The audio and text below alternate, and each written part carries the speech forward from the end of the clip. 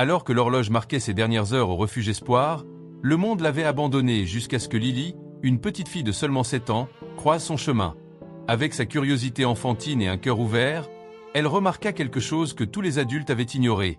Les rayons d'un soleil d'automne pénétraient par les fenêtres du refuge Espoir, dessinant sur le sol en béton froid des carrés dorés. L'endroit sentait le désinfectant et la nourriture humide, un parfum familier pour les bénévoles qui passaient leur week-end là-bas. Parmi les dizaines de cages alignées, une restait isolée dans le coin le plus reculé. À l'intérieur, un labrador au pelage doré et aux yeux bruns profonds observait le va-et-vient avec une quiétude résignée. Buddy n'était pas comme les autres chiens. Alors que ses congénères s'agitaient de joie à l'approche d'un visiteur, lui se contentait de lever la tête et de remuer la queue, ses pattes arrière semblant presque détachées de son corps. Une carte fixée à sa cage racontait son histoire en lettres impersonnelles. Labrador mâle, environ 3 ans, paralysé suite à un accident. Non recommandé pour l'adoption. Rebecca Parker, directrice du refuge depuis 15 ans, frotta ses yeux fatigués en observant le labrador à travers la petite fenêtre de son bureau. Les papiers sur son bureau disaient tout ce qu'elle n'osait exprimer à voix haute. La date prévue pour le lendemain, l'intervention clinique, cette libération humanitaire que les formulaires mentionnaient. Pour un chien sans espoir de rétablissement et avec peu de chances d'adoption, le refuge surpeuplé ne pouvait plus justifier les ressources nécessaires pour le maintenir. Peut-être est-ce vraiment pour son bien, murmura-t-elle pour elle-même, n'adhérant pas totalement à ses propres paroles.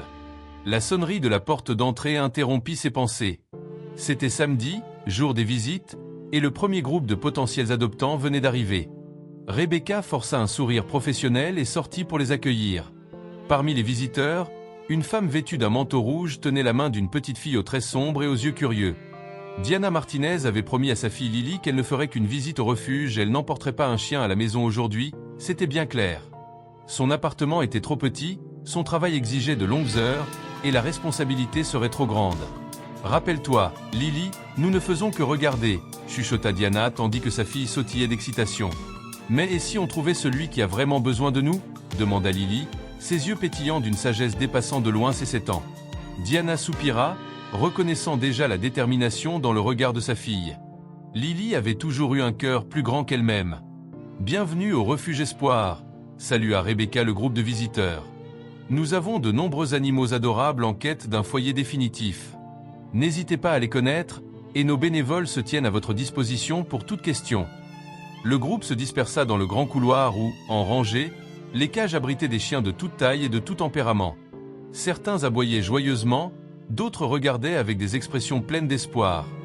Diana suivait Lily, qui s'arrêtait devant chaque cage, conversant avec les chiens comme s'ils pouvaient la comprendre parfaitement. « Tu as déjà une famille qui t'attend, tu ne le sais pas encore », disait Lily à un terrier nerveux. « Et tu es si beau que je suis sûre que tu trouveras un foyer aujourd'hui », murmurait-elle à un dalmatien. En avançant dans le couloir, l'attention de Lily fut attirée par une zone plus calme du refuge. Quelque chose l'appelait vers le coin reculé où aucun autre visiteur ne s'était aventuré. Diana suivit sa fille, remarquant que les cages de cette section abritaient les cas les plus difficiles des animaux âgés, malades ou nécessitant des soins particuliers. C'est alors que Lily s'arrêta brusquement devant la dernière cage. « Maman » chuchota-t-elle, sa voix presque inaudible, « regarde-le » Diana s'approcha et aperçut le labrador doré allongé sur une couverture bleue délavée. Contrairement aux autres chiens, il ne bougea pas lorsque les deux s'approchèrent, se contentant de lever légèrement la tête, ses yeux rencontrant ceux de Lily. « Est-il blessé ?» demanda Lily, remarquant que ses pattes arrière restaient immobiles. Diana lut la petite fiche et sentit un nœud se former dans sa gorge. « Oui, ma chérie. Ses pattes ne fonctionnent plus. » Lily s'agenouilla devant la cage, posant sa petite main contre les barreaux. « Bonjour, » dit-elle doucement. « Je m'appelle Lily. » Quelque chose d'extraordinaire se produisit alors. Le labrador, qui selon le personnel ne montrait que rarement de l'enthousiasme, se traîna en utilisant ses pattes avant jusqu'au barreau et lécha délicatement les doigts de Lily. Ses yeux, autrefois résignés, semblaient s'être illuminés d'une étincelle de vie. « Il m'a aimé, maman !» s'exclama Lily. Diana observa l'interaction avec une tendresse mêlée d'appréhension. C'est à ce moment-là que Rebecca s'approcha, surprise de voir quelqu'un s'intéresser à Buddy. « Je vois que vous avez fait la connaissance de Buddy, » dit-elle, essayant de dissimuler la tristesse dans sa voix. « Pourquoi est-il seul ici dans ce coin ?» demanda Lily, caressant encore le museau de Buddy à travers les barreaux. Rebecca hésita, cherchant les mots justes pour une enfant. « Eh bien, Buddy a des besoins particuliers. Il ne peut pas utiliser ses pattes arrière et nécessite des soins que la plupart des familles ne peuvent offrir. Que va-t-il lui arriver? La question innocente de Lily fit échanger des regards inquiets aux adultes. Il ira dans un endroit où il ne souffrira plus, répondit finalement Rebecca, chaque mot pesant lourd dans sa bouche. Lily fronça les sourcils, assimilant l'information avec la clarté désarmante des enfants. Tu veux dire qu'il va mourir? Diana posa ses mains sur les épaules de sa fille. Lily, ma chérie. Mais il n'a pas l'air triste ou malade, protesta Lily, des larmes commençant à perler dans ses yeux. Il a juste besoin de quelqu'un pour s'occuper de lui. Regarde, maman, il me sourit. Et en effet, le labrador affichait une expression qui ressemblait étrangement à un sourire, sa bouche entrouverte et ses yeux fixés sur Lily comme s'il comprenait chacun de ses mots. Quelque chose dans cette scène toucha profondément Rebecca. En 15 ans de travail auprès d'animaux abandonnés, elle avait appris à garder une distance professionnelle. Mais il y avait quelque chose de différent dans le lien qui se tissait entre cette petite fille et Buddy. « Puis-je rester un peu avec lui ?» demanda Lily. « S'il te plaît. » Contre tout son bon sens, Rebecca acquiesça. « Nous avons une salle d'interaction là-bas. Je peux vous y conduire pour que vous le connaissiez mieux. » Partie 2, quelques minutes plus tard, Buddy était étendu sur un tapis coloré tandis que Lily s'asseyait à côté de lui, lui parlant comme à un vieil ami. Diana et Rebecca observaient depuis la porte. « Est-il programmé pour demain ?» demanda doucement Diana, ayant compris l'euphémisme utilisé plus tôt. Rebecca confirma d'un hochement de tête. « Les vétérinaires ont tout tenté. La lésion de sa colonne est permanente. Il ne marchera plus jamais, et les coups pour le maintenir sont... » Sa voix fut interrompue par une exclamation de Lily. « Maman, regarde! Vite !» Les deux femmes s'approchèrent. Lily tenait un jouet qu'elle avait trouvé dans la salle, un petit ourson en peluche qui sifflait lorsqu'on le pressait. « Regarde ce qui se passe quand j'appuie dessus. » Elle pressa le jouet, produisant un son aigu. Au même instant, les pattes arrière de Buddy tremblèrent légèrement. Ce ne fut pas un mouvement complet, juste un spasme presque imperceptible. « Tu as vu ?» demanda Lily, tout excitée. « Il a bougé sa patte. » Diana échangea un regard avec Rebecca, qui paraissait sceptique. « Ma chérie, ce n'était probablement qu'un réflexe, » expliqua doucement Diana. Mais Lily n'était pas convaincue. « Refais, maman. Regarde bien ses pattes. » Pour satisfaire sa fille, Diana reprit le jouet et le pressa. De nouveau, un léger tremblement se fit sentir dans les pattes arrière de Buddy. Rebecca s'agenouilla pour observer de plus près. « C'est étrange. Selon le diagnostic, il ne devrait pas y avoir de réaction dans ses pattes arrière. » « Essaie encore, » insista Lily, ses yeux brillants d'espoir. Cette fois, lorsque le son résonna dans la pièce, tout le monde vit clairement. Les pattes de Buddy se contractèrent dans un mouvement involontaire, mais bel et bien réel. « Tu as vu ?» sourit Lily avec éclat. « Il n'est pas complètement paralysé. Il a juste besoin d'aide pour se rappeler comment bouger ses pattes. » Rebecca contempla le chien avec un regard nouveau, une idée germe dans son esprit. Ce pourrait être un réflexe neurologique, mais... Elle hésita. Peut-être vaudrait-il la peine d'avoir un second avis. L'horloge murale affichait 16h45. Le refuge fermerait dans 15 minutes, et demain serait le dernier jour pour Buddy. Diana reconnut déjà le regard suppliant de sa fille avant même qu'elle ne parle. Elle savait qu'elle ne pourrait pas repartir sans agir. « Et si ?» commença Diana, se surprenant elle-même. « Et si nous pouvions lui accorder plus de temps? Juste pour voir s'il y a une chance ?» Dans le petit bureau encombré de dossiers et de photos d'animaux adoptés, Rebecca raccrocha son téléphone avec un soupir. Elle venait de parler avec le docteur Martin, le vétérinaire ayant établi le diagnostic de Buddy. Il dit que ce n'est peut-être qu'un réflexe spinéal. Cela ne veut pas dire qu'il y a de l'espoir pour une récupération. Lily, qui jouait par terre avec Buddy, leva son regard déterminé. Mais et s'il y a plus que ça? Et s'il commence à guérir? Les adultes échangèrent des regards. L'innocence de Lily était touchante, mais la réalité des ressources limitées du refuge était implacable. « Puis-je rester avec lui jusqu'à ce que nous sachions ?» suggéra Lily, comme si c'était la solution la plus évidente du monde. Diana sentit son cœur se serrer. « Lily, tu sais bien que nous ne pouvons pas. » Mais avant qu'elle ne puisse terminer, quelque chose dans le regard de sa fille la fit hésiter. Combien de fois avait-elle dit à Lily qu'il fallait parfois lutter pour ce en quoi on croit? Combien d'histoires de persévérance et d'espoir avait-elle racontées à sa fille avant de dormir? Peut-être, dit lentement Diana, Peut-être pourrions-nous trouver une solution temporaire. Rebecca regarda par la fenêtre le soleil qui commençait à se coucher, projetant une lueur orangée sur la cour du refuge. Elle était sur le point de prendre une décision qui irait à l'encontre des protocoles, mais quelque chose dans la connexion entre Lily et Buddy résonnait plus fort que les règles. « Je peux retarder l'intervention d'une semaine », finit-elle par dire, « pour obtenir un second avis. Mais je ne peux rien promettre de plus. » Le sourire qui illumina le visage de Lily à cet instant fut comme le lever du soleil après une longue nuit. Elle étreignit Buddy, lui murmurant à l'oreille, « Tu vois ?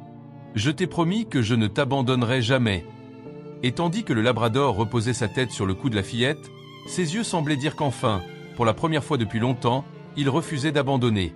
Partie 3. Le lendemain matin se leva sous une pluie fine qui tambourinait contre les fenêtres de l'appartement des Martinez. Diana préparait le café dans la cuisine lorsque Lily apparut en pyjama, se frottant les yeux encore ensommeillés. « Peut-on aller voir Buddy aujourd'hui ?» furent ses premières paroles, avant même de dire bonjour. Diana sourit, passant la main dans les cheveux en bataille de sa fille. « Bonjour à toi aussi, dormeuse. »« Oui, nous irons le voir après le déjeuner. J'ai quelques appels à passer d'abord. » La vérité était que Diana avait très peu dormi. Après avoir quitté le refuge la veille, elle passa la nuit à chercher des informations sur les lésions de la colonne chez le chien, les possibilités de traitement et de réhabilitation. En tant qu'infirmière pédiatrique, elle connaissait bien le potentiel de récupération du corps humain, mais elle en savait peu sur la médecine vétérinaire. Son téléphone sonna, interrompant le petit déjeuner. C'était Rebecca du refuge. « J'ai réussi à prendre rendez-vous avec la docteure Elena Fernandez », annonça Rebecca sans détour. Elle est spécialiste en neurologie vétérinaire à la clinique centrale. Elle peut nous recevoir aujourd'hui à 14 h.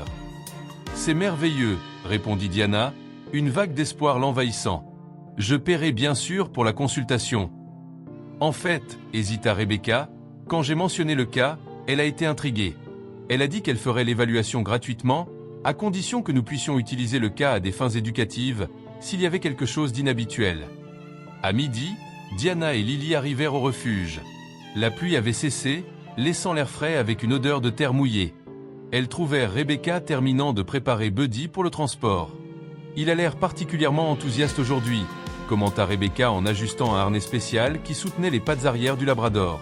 « Il a mangé toute sa nourriture et a même aboyé en voyant Karl passer. » Karl, un bénévole d'âge moyen qui aidait le week-end, salua depuis la porte. « Ce chien est plein de surprises.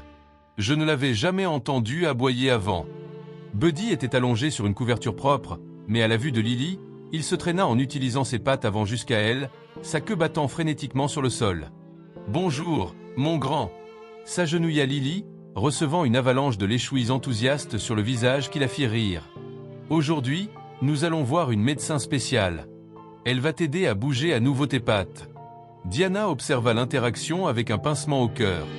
Elle essayait de ne pas nourrir d'espoir excessif chez sa fille, mais il était difficile de ne pas se laisser emporter par son optimisme. La clinique vétérinaire centrale se trouvait à 20 minutes du refuge, dans un bâtiment moderne à 2 étages. La salle d'attente était spacieuse et accueillante, ornée d'illustrations d'animaux sur les murs et imprégnée de cette odeur caractéristique d'un environnement médical propre et aseptisé. La docteure Elena Fernandez était une femme dans la quarantaine, aux cheveux grisonnants coupés courts et aux yeux perçants derrière des lunettes à monture rouge. Elle accueillit le groupe avec un sourire chaleureux, s'agenouillant immédiatement pour examiner Buddy de près. « Alors, voici notre patient spécial », dit-elle en observant le labrador qui la fixait avec curiosité. « Apprenons à mieux le connaître, d'accord ?» La salle d'examen était équipée d'appareils modernes que Diana ne reconnut pas immédiatement. Buddy fut placé sur une table rembourrée tandis que la docteure Fernandez consultait son historique médical sur une tablette. Lésion traumatique de la colonne il y a environ 8 mois, sans réponse motrice des pattes arrière depuis, lut-elle à voix haute. Traitement initial par anti-inflammatoire et repos, sans amélioration significative. Diagnostic, section complète de la moelle épinière entre T12 et T13. Elle releva les yeux. Et vous avez remarqué une réaction au stimulus sonore. Rebecca fit signe à Lily. C'est elle qui l'a remarqué en premier. Lily s'avança, tenant le petit jouet sifflant. Puis-je montrer ? Avec la permission de la vétérinaire, Lily pressa le jouet près des pattes arrière de Buddy. Comme la veille, un tremblement visible se produisit, un spasme rapide mais indéniable. La docteure Fernandez fronça les sourcils, concentrée. Elle saisit une petite lampe torche et un instrument ressemblant à un marteau de réflexe. Nous allons effectuer quelques tests, annonça-t-elle en commençant une série d'examens neurologiques. Pendant près d'une heure, la vétérinaire soumit Buddy à divers stimuli, son, pression, température, notant chaque réaction sur sa tablette avec un air pensif. « J'aimerais procéder à une imagerie plus détaillée », déclara-t-elle finalement. « Nous avons un appareil d'IRM à l'étage supérieur. Cela nous donnera une vision beaucoup plus précise de ce qui se passe dans sa colonne. » Diana jeta un regard inquiet à Rebecca. « Cela doit coûter cher, non ?» La docteure Fernandez leva la main. « Comme je l'ai dit, ce cas m'intrigue beaucoup. Si vous m'autorisez à utiliser ces images et résultats à des fins éducatives, je pourrais inclure l'examen dans une recherche que nous menons. » Pendant que Buddy était préparé pour l'IRM, nécessitant une légère sédation, Lily attendait anxieusement dans la salle d'attente, feuilletant un magazine sur les animaux. « Penses-tu qu'il va s'en sortir, maman ?» demanda-t-elle, sa voix trahissant une peur discrète. Diana s'assit à côté d'elle, l'enlaçant. « Je ne sais pas, ma chérie. Mais nous faisons tout ce que nous pouvons pour comprendre. Parfois, c'est le plus important, ne jamais abandonner. » Rebecca, qui mettait à jour les employés du refuge par téléphone, les rejoignit. « Tu sais, Lily, peu importe le résultat, tu as déjà accompli quelque chose d'extraordinaire. »« Quoi ?» s'étonna Lily. « Tu as vu ce que nous, adultes, avons perdu de vue, » sourit Rebecca. « Tu as vu des possibilités là où nous ne voyons que des obstacles. Et cela a déjà changé la vie de Buddy, ne serait-ce que pour ces jours supplémentaires. »